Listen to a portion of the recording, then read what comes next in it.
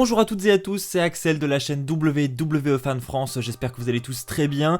Vous avez été très nombreux à apprécier ma dernière vidéo avec les 15 grosses révélations sur l'Undertaker, ces révélations qui ont été faites durant une interview, et vous m'avez demandé d'autres interviews, c'est pourquoi j'ai décidé de vous traduire cette interview datant de fin 2014 entre Stone Cold Steve Austin et Vince McMahon, le président de la WWE. Et là, tout comme l'Undertaker, les interviews du président sont très rares, on y apprend des choses très intéressantes, donc j'ai décidé de vous traduire celle-ci. Je pense que c'est l'une des plus importantes qui a été diffusée sur le network. D'ailleurs, si vous parlez un petit peu anglais, je vous conseille vraiment d'aller la regarder en intégralité parce qu'elle est plus qu'intéressante.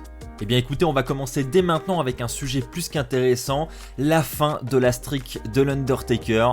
Steve Austin va commencer à demander à Vince McMahon de lui expliquer comment et quand la décision de briser la streak d'invincibilité de l'Undertaker à WrestleMania a été prise. Et Vince McMahon dira que l'Undertaker voulait vraiment revenir dans le business à ce moment-là. Il ajoutera que l'Undertaker était arrivé à un moment où il était temps de mettre fin à cette streak. Alors ils se sont dit pourquoi pas cette année, et donc en regardant le roster, en regardant les différentes superstars qu'il y avait dans ce roster à ce moment là, ils ne voyaient vraiment personne de capable pour réaliser cet exploit, personne sauf Brock Lesnar. Il dira que c'était la seule personne capable de faire ça et la seule personne à laquelle l'Undertaker voulait bien offrir sa défaite à WrestleMania.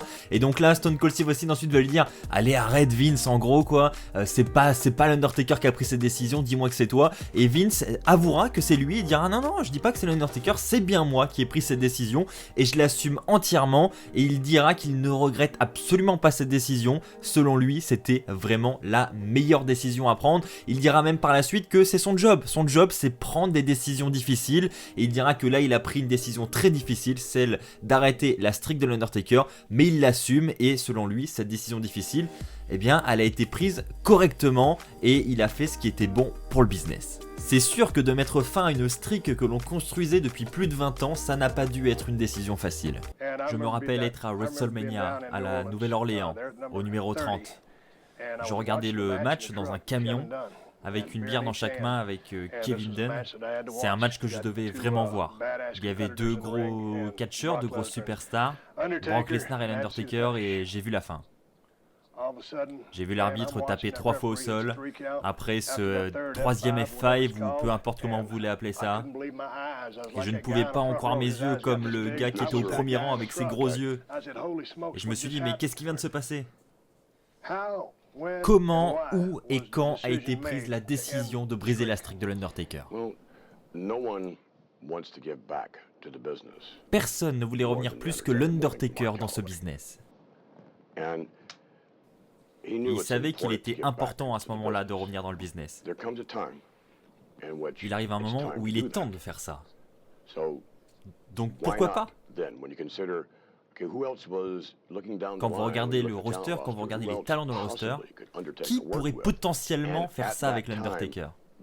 Qui, l'Undertaker, lors de son retour dans le business, peut-il aider à devenir une star ? Quand vous regardez le roster, qui ça va être ? Il n'y avait personne qui pouvait potentiellement avoir cette place dans le roster. La seule personne qui était là à ce moment-là, et que l'Undertaker voulait bien, c'était Brock. Arrête Vince, je peux pas te croire, tu peux pas me dire que c'est l'Undertaker qui a pris cette décision. Non, j'ai pris cette décision, Ensuite, Vince et Stone Cold vont parler ensemble de la présence de Brock Lesnar, ou plutôt de l'absence de Brock Lesnar chaque semaine. Et selon Vince McMahon, la présence de Brock Lesnar toutes les semaines est vraiment mauvaise pour le business. Stone Cold va en fait évoquer le mécontentement des fans, le fait de ne plus voir le titre de la WWE à la télévision à l'époque. Ça dérangeait vraiment beaucoup les fans et sur les réseaux, beaucoup se plaignaient. Vince va dire qu'il n'est pas sûr que les gens aient envie de voir Brock Lesnar plus souvent à la télévision. Selon lui, ce n'est pas le titre qui attire les gens dans les salles. Il dira que c'est la superstar, son adversaire ou encore la façon dont est racontée l'histoire entre les deux catcheurs. Mais en aucun cas, c'est le titre qui amène les gens dans les salles. Il reconnaît que le fait d'avoir le titre à l'écran peut aider, mais il dit qu'il n'y a pas que ça. Il ajoutera d'ailleurs que si on voyait Brock Lesnar chaque semaine, alors qu'est-ce qu'on aurait toutes les semaines? On aurait exactement la même chose. On aurait Brock Lesnar qui démolit des babyface, en d'autres termes des gentils, des catcheurs gentils. Il dira qu'il n'a vraiment pas envie de voir ça et qu'il pense que les fans n'ont vraiment pas eux aussi envie de voir ça toutes les semaines. Donc selon lui, que Brock Lesnar garde un petit peu de distance avec les shows hebdo, c'est bon pour le business. Ensuite, Vince McMahon va avoir des mots assez durs avec le roster de la WWE. Il dira que les superstars actuels manquent cruellement d'ambition. Il dira que c'est d'ailleurs peut-être la raison pour laquelle les fans n'aiment pas trop le produit actuel avec la WWE. Peut-être que c'est pour ça d'ailleurs que les fans se plaignent de la WWE. Il dira qu'il n'a pas l'impression que les superstars veulent devenir la star de demain. Il citera notamment John Cena. Il dira que John Cena, voilà, il y a quelques années, il était vraiment cette superstar qui avait cette ambition de devenir la top star de demain, et selon lui, John Cena est le dernier en date à avoir eu cette ambition. Après, il dira, Vince McMahon, qu'il y a quand même des exceptions aujourd'hui. Il voit quand même quelques top stars dans son roster. Il va citer plusieurs superstars, et dans les superstars qu'il va citer, il y aura notamment Dean Ambrose, Bray Wyatt, Roman Reigns et Seth Rollins. Et donc selon lui, ce sont les 4 superstars qui pourraient être les prochaines top stars de la fédération. Pour expliquer ce manque d'ambition pour devenir la superstar de demain, Vince McMahon va dire que c'est peut-être la peur de l'échec qui repousse les superstars, parce que maintenant qu'elles sont à la WWE, elles sont exposées au public et il y a peut-être cette peur de l'échec. Vince McMahon et Stone Cold vont ensuite parler de Cesaro. Il faut savoir que cette interview a donc été tournée fin 2014, et en fin 2014, les fans se plaignaient notamment de l'utilisation de Cesaro, et donc Stone Cold va demander à Vince McMahon quel est selon lui le problème avec Cesaro, et donc Vince va commencer par admettre que Cesaro est un catcheur avec un talent physique exceptionnel. Ça, il ne le nie absolument pas, mais il dira qu'il manque sans doute quelque chose avec Cesaro.